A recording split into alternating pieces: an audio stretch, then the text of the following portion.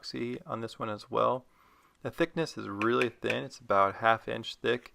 So this is kind of overkill epoxy for this pour, but I really like the result of what comes out. So here, just adding that pigment in there, and I'm stirring it, mixing it really well, making sure I'm scraping the sides, and as you'll see, it mixes together really, really well.